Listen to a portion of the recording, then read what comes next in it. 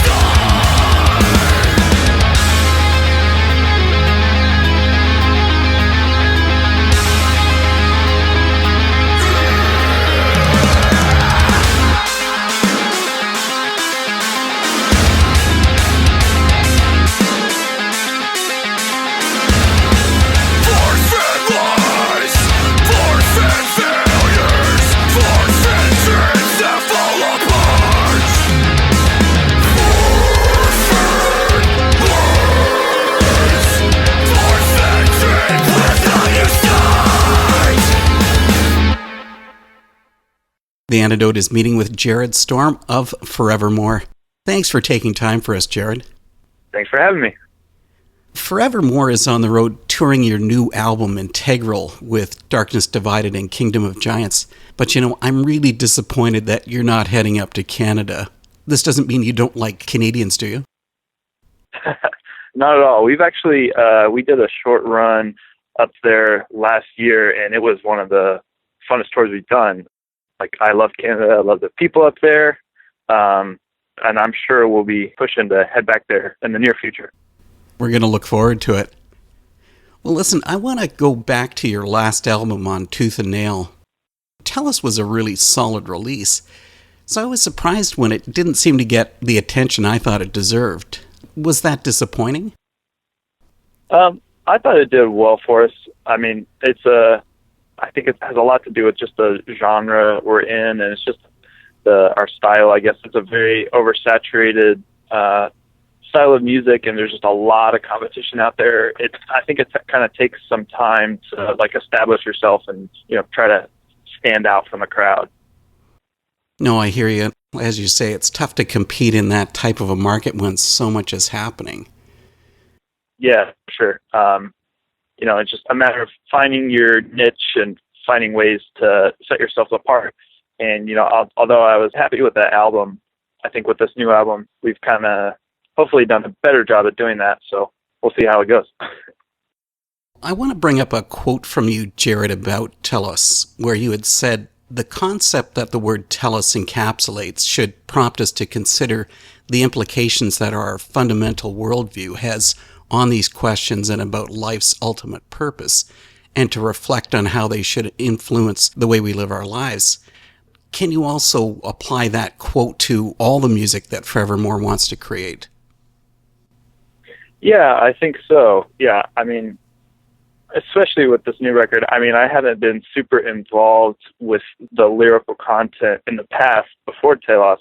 But yeah, I think we are trying to point to issues or topics that are on a deeper level that point to, especially with this new record, sort of the nature of the human condition itself. And, it does kind of all tie into trying to figure out what our deeper purpose is, or, why we're here in the first place. So yeah, I mean, I don't think there's anything wrong with like focusing on maybe more day-to-day sort of issues and things that are kind of more on the surface level.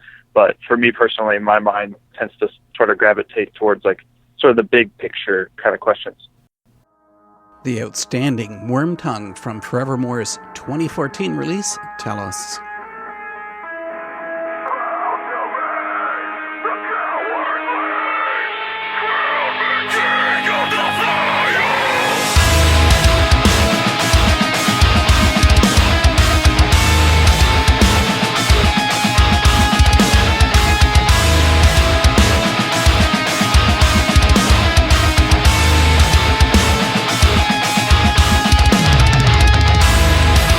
See how you fall in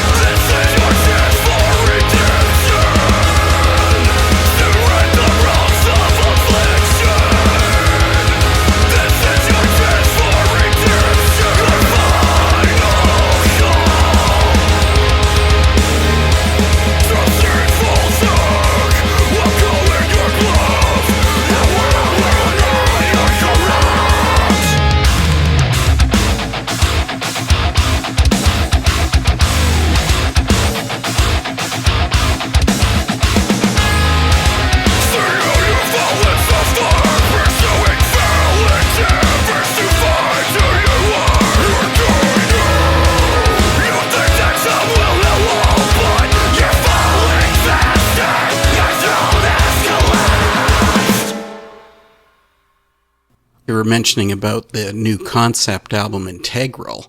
It's unusual. I mean, here you've taken the theory of spiral dynamics and turned it into a musical discourse. Can you take a minute to give us an idea of what spiral dynamics is? Yeah, sure. The theory itself gets pretty complicated as you dive into it, but I'll try to just lay out the basic elements.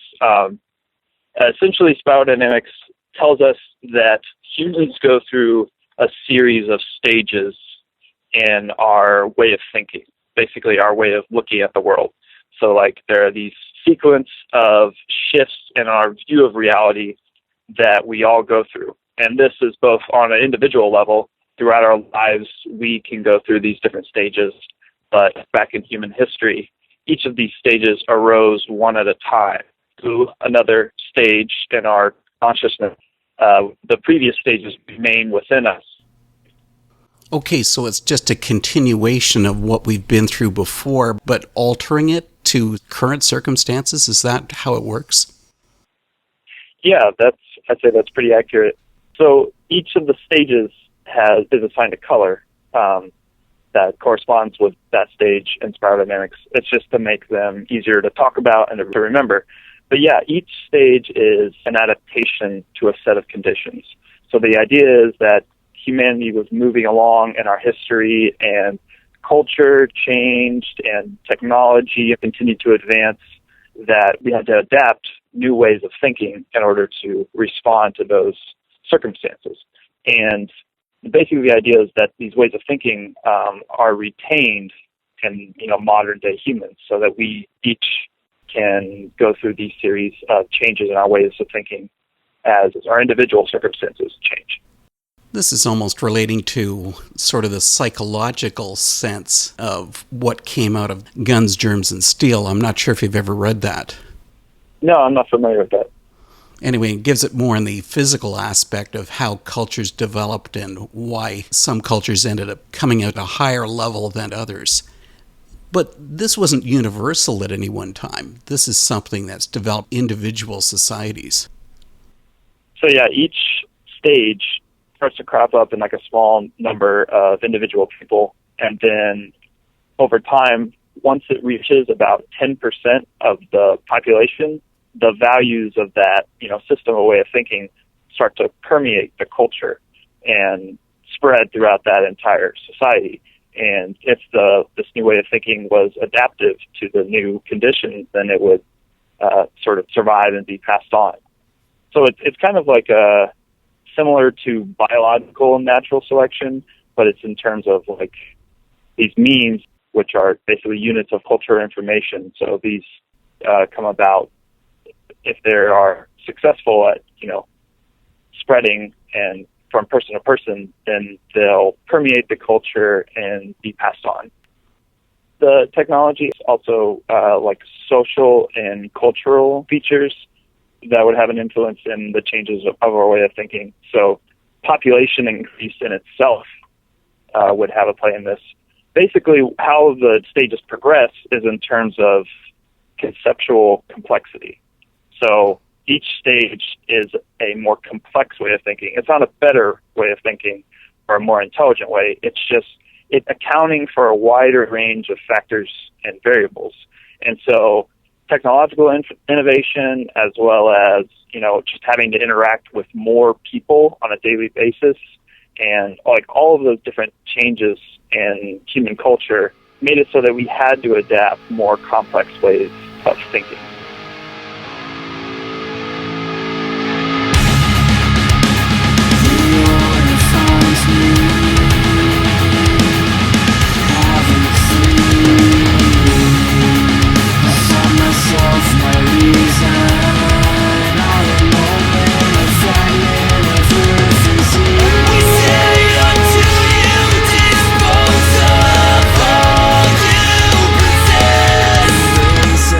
Yes.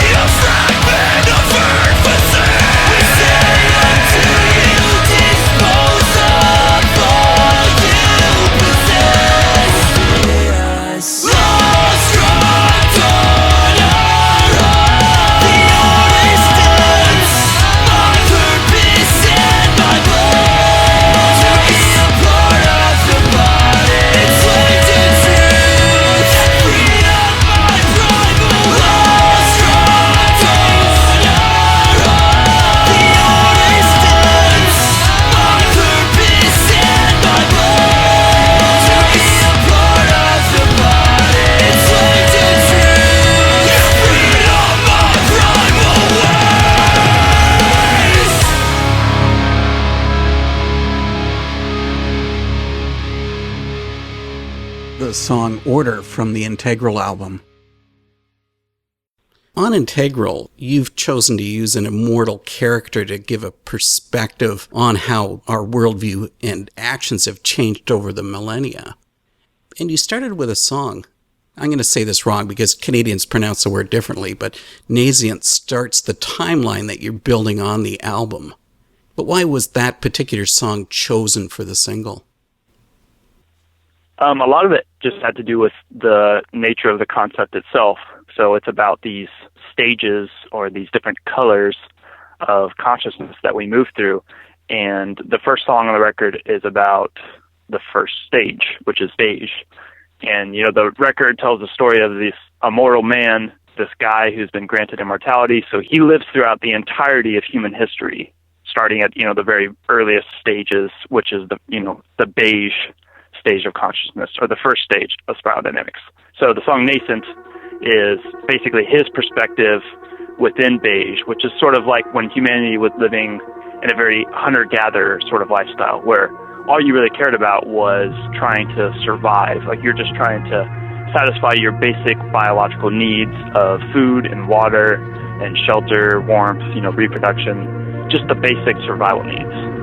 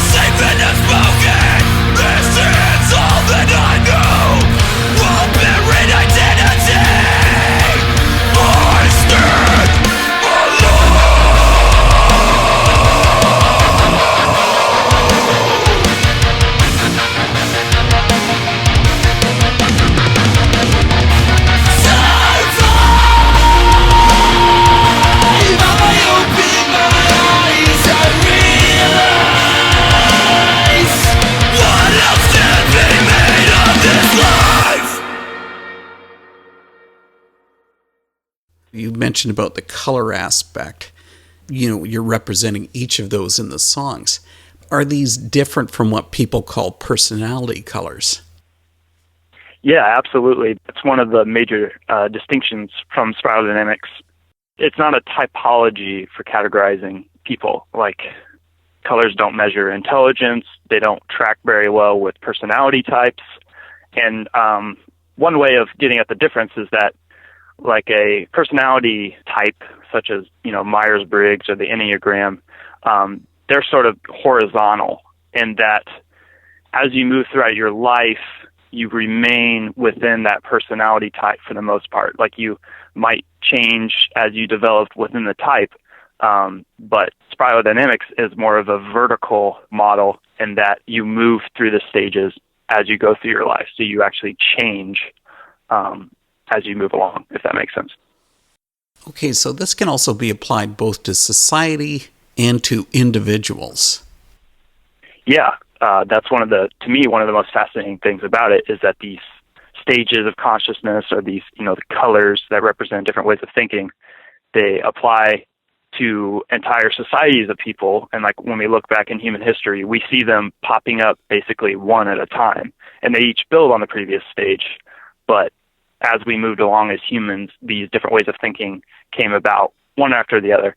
But then as individual people, we all go through the exact same series of stages. So as an infant, we come into the world within the first stage, which is beige, where again, we're just mostly concerned with like survival, or we're just being led by instinct and habit, by our biological urges. And, as we move through life, we can potentially move through the same sequence of stages. Okay, well, let's bring it into today's point of view. Where do you see our Western society moving towards on the spectrum of spiral dynamics? So let's go back to orange, which is the stage which came about with the Enlightenment. It brought about reasoning and the scientific method. So that came about kind of like in the 1700s with the Enlightenment. And then the next stage, which is green, the initial arrival of it was maybe during like the late 1800s, but it really exploded like into culture in the 60s. So hippie culture has a lot of green in it. You could think of like John Lennon's song, Imagine, sort of those types of values. And so today, like the research that I've heard is that we're at about, in like America at least, and it's different in different parts of the world, we're at about 20 to 30% green. And the values of green are really dominant in our culture. So even if you're not in green yourself, you're going to be exposed to a lot of green sort of ideas. And the colors after green, which are yellow and turquoise, they're just starting to crop up. The estimates are around like 1 to 2% of the population being in yellow, and as low as like 0.1% for turquoise. So they're in the very early stages. One of the interesting ideas or findings is that it seems as though once a population reaches about 10% of like a new color, the values and the ideas of that way of thinking permeate the entire culture. Around the time when the Constitution was written, for example, like those values that the founding fathers of America had, like they were thinking in very orange terms. And although still most of the culture was, in some of the earlier stages with the Constitution and with, it reaching that crucial 10%, those values really permeated the entire culture after that. So it's kind of interesting to think about where we might be and where we might be headed if we're starting to approach that tipping point with, like the newer colors, like yellow, for example. Some estimates are that we're at as high as like 5% of the population. So within, who knows, maybe within the next decade or two, we could see like that crucial tipping point where it really starts to permeate the entire culture. But again, it's very speculative. It's a matter of context. Every idea, every value. Can you prove it better than the rest? We're all the same. You're no better than the rest of us. You force it to discourage us to shelter. You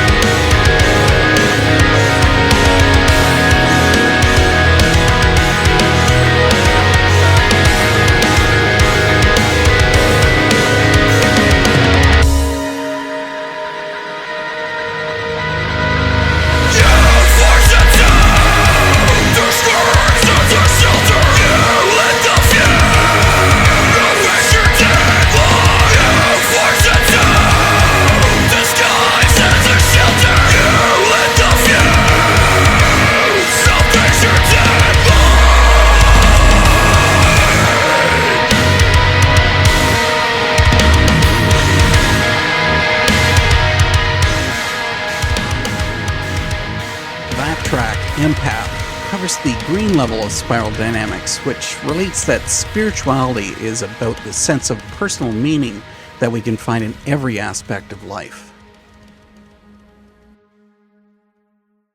And what about presidential candidates? Do they actually fit anywhere in the spectrum whatsoever? Well, it seems to me that this, particular election cycle is somewhat of an anomaly, and that Donald Trump is very much an anomaly. Like, historically, it's been easier to sort of figure out what colors might be at play in the candidates, and I think Donald Trump is just kind of breaking all the rules in a lot of ways. But generally speaking, when you look at the left and the right, Republicans versus Democrats, Republicans tend to rest more heavily on blue and orange, and Democrats tend to rest much more heavily on just the green system, which is really interesting because it starts to explain, a lot of the ways that the two sides clash. A lot of it, I think, has to do with these different colors that play in people's minds. But when it comes to, Trump, he definitely has a strong orange, sort of like capitalistic sort of. I would say he's probably mostly orange and blue, but in very unique ways. I guess I'll just have to leave it at that. Well, then, I'd like to hear about Forevermore itself. What color do you think the band represents? Yeah, well, one of the things, or where you might like to be, I guess that's the other point. Yeah. It's often said that it's extraordinarily easy to misdiagnose yourself, to misplace yourself along the spiral.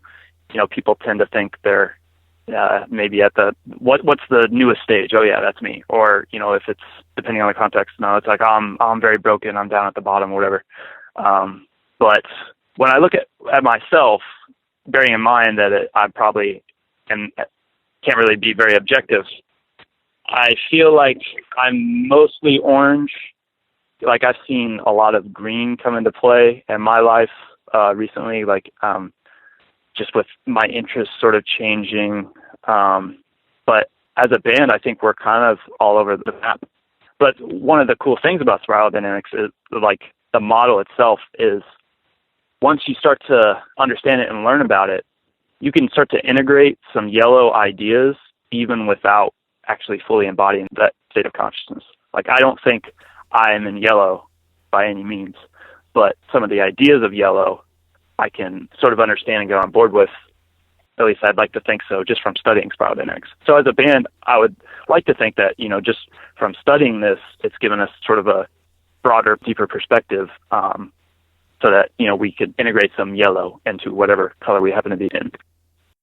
Personally, I'm not so sure I agree with Jarrett about what level Donald Trump has actually reached on the spiral dynamics scale. And since I've never been considered as being diplomatic, I've chosen a Forevermore song that I think is a better fit for Trump's intentions. From the spiral dynamics red level comes Overlord. Hey, this is Jared from Forevermore, and you're listening to The Antidote. Walk around the world but not through. Conquer, destroy, defy. My only master is conquer, destroy, defy. My only master is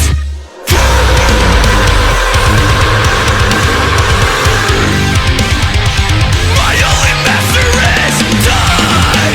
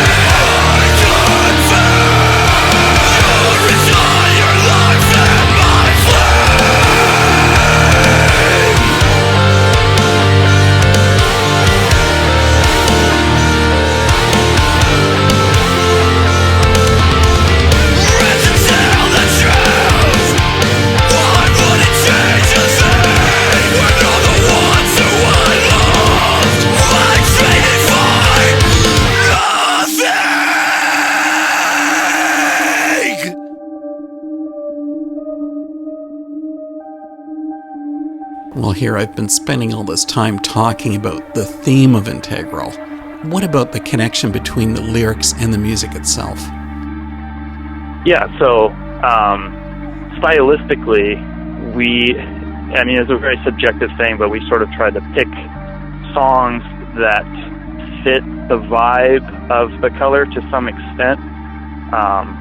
It's hard to even explain like how you do that. The first song on the record, for example, is one of the most intense and heavy and relentless songs, which we thought fit well with sort of the very relentless and harsh lifestyle of like early beige humans. So there are ways that like the music itself lended itself to certain colors over others in our mind. Well, I think the most interesting thing with Integral is that it has so much more depth than releases from most artists that I hear. So I'm really interested I'm really interested in hearing what you think, Jared. Like, is music in general lacking intelligent lyrics? I think it depends on what you listen to, I guess. I think probably the majority, what sort of appeals to the broadest audience might be something that's more surface level.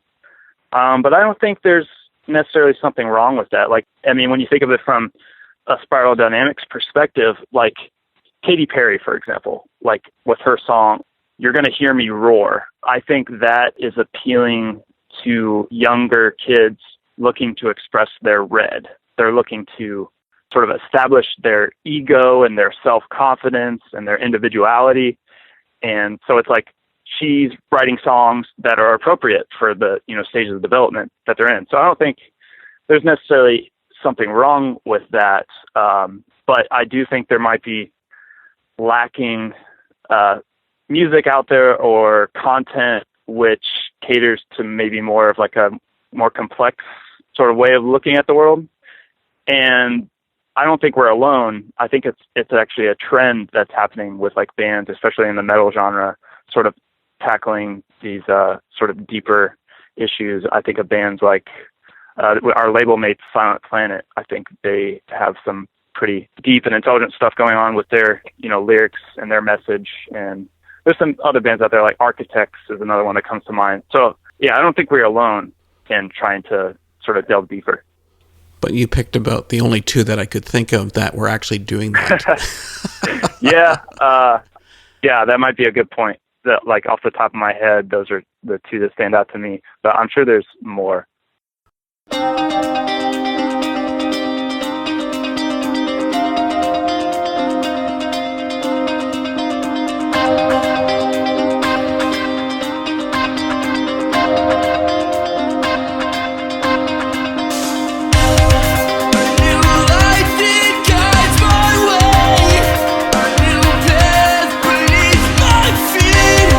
Breaking through the storm where roots are showing in trees.